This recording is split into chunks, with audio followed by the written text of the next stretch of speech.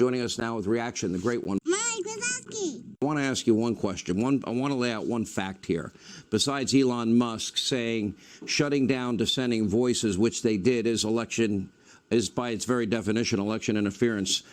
The fact that the FBI was in weekly contact with all of these big tech companies, warning them about a possible hack and leak operation, and even one that might deal with Hunter Biden, when they had the laptop mark for 11 months, they could have easily verified that it was a real laptop.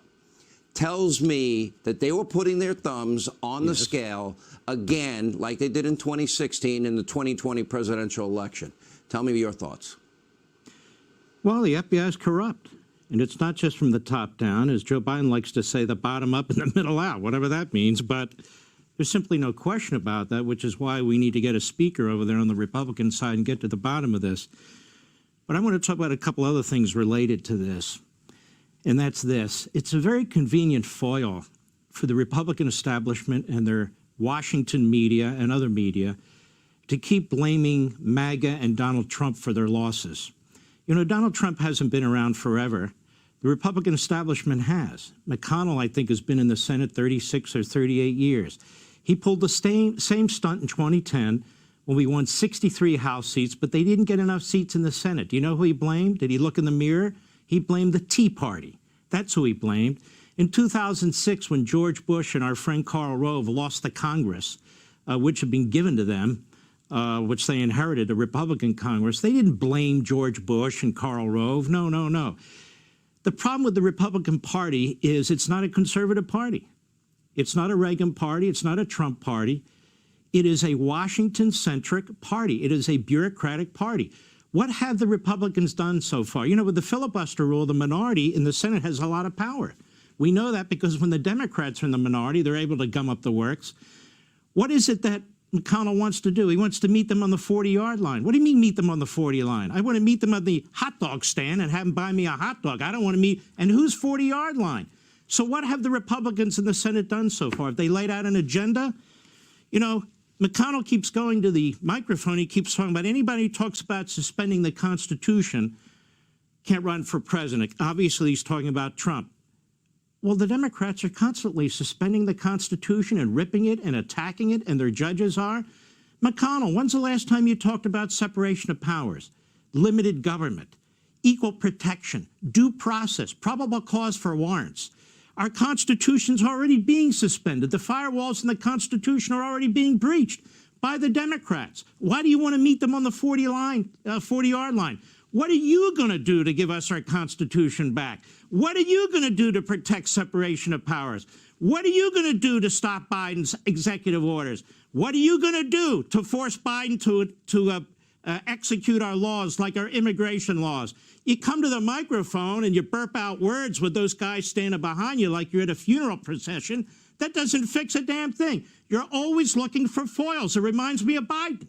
Inflation's up. Gasoline prices are up. Production is down. It's somebody else's fault. Well, when they lose their elections, which they control for the most part, they always blame the base or they always blame somebody else. It's really quite ridiculous. What happened to McCain? He lost. What happened to Romney? He lost. It took somebody like a Trump to win the presidency back, and it took Reagan to win 2 massive landslides. So what is the position of the Senate Republicans when it comes to all these issues? God knows there's a zillion of them, from the border to inflation to gasoline. Why don't they have a coherent, consistent legislative agenda? You had very bright people on earlier talking about why we lose these elections. Let me tell you why we lose these elections. It has nothing to do with Trump or has nothing to do with MAGA. It has nothing to do with all the rest of it. The greatest candidates, Fetterman's bumping into walls as I speak. He's not exactly a great candidate. Biden? Are you kidding me? Those aren't great candidates. They've destroyed our election process. The governors and the state legislatures need to get involved and fix it. That's what they did in Florida. It's simple. Fix it. You're not going to fix it? Then steal their system from them. Vote early like I do and do all the rest. That's fine. And what else do we need to do in this country?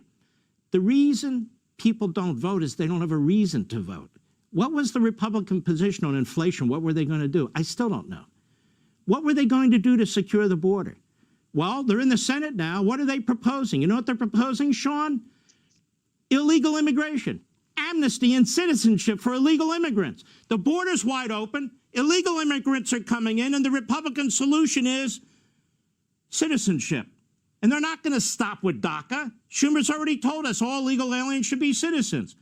What else? They vote against religious freedom. It wasn't about marriage.